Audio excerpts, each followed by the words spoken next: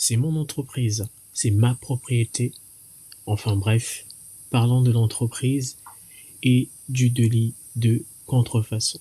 Bienvenue à toi dans cette nouvelle vidéo. Aujourd'hui, on parlera justement de la contrefaçon.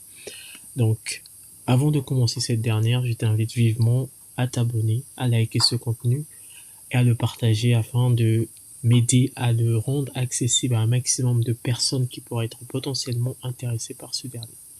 Alors déjà, commençons par une mise en situation. Alors, une entreprise A fabrique des stylos en bambou protégés par un brevet depuis 3 ans dans une zone de chalandise. Une autre entreprise B vient de s'installer dans la même région et commercialise des stylos aussi, dont la forme est identique et le type de matière utilisée est différent.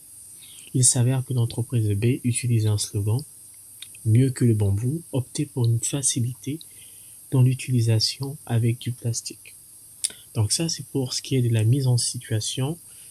Et une question se pose, étant la suivante, y a-t-il vraiment une contrefaçon? Déjà, qu'est-ce qu'une contrefaçon? Alors, si on se réfère à l'article L122-4 du Code de la propriété intellectuelle, il est dit que toute représentation intégrale faite sans le consentement de l'auteur, disposant donc des droits, est cause illicite. Donc là, en l'occurrence, la contrefaçon est une usurpation illégitime d'une production, d'une reproduction d'une marque, d'un brevet. Et de ce fait, la personne va donc usurper le droit de propriété détenu par ce brevet ou par cette production. Alors finalement, qu'est-ce qu'un brevet? Parlons un petit peu du brevet.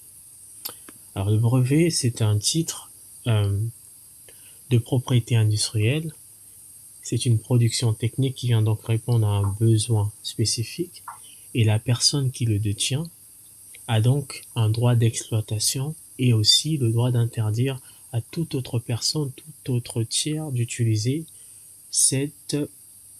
le produit qui est couvert par ce brevet. Donc le produit, la production technique. Donc ce brevet, donc cette personne dispose de ce droit sur une durée pouvant s'étendre jusqu'à 20 ans à partir de la date d'émission du brevet. Donc le brevet va donc couvrir une production spécifique qui vient donc répondre à un besoin. Revenons sur notre exemple.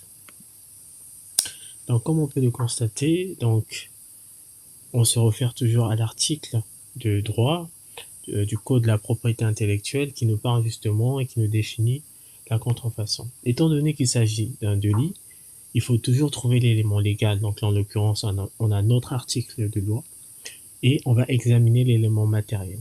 Que se passe-t-il dans ce contexte?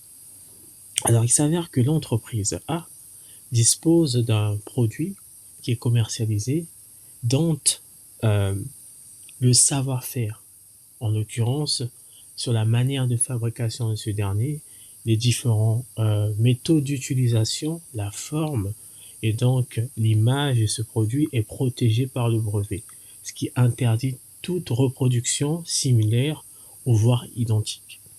Étant donné que l'entreprise B vient s'installer dans la même région et commercialise des stylos aussi, et donc se positionne comme un concurrent direct, en plus d'utiliser et de commercialiser un produit qui s'apparente au produit dont la fabrication, le savoir-faire est protégé par un brevet. En outre, pour ce qui est de l'élément intentionnel, quand on regarde le slogan de l'entreprise B, mieux que le bambou, opté pour la facilité dans l'utilisation du plastique, on constate très clairement que ce slogan peut porter préjudice à l'entreprise A compte tenu de son produit qui est un produit en bambou.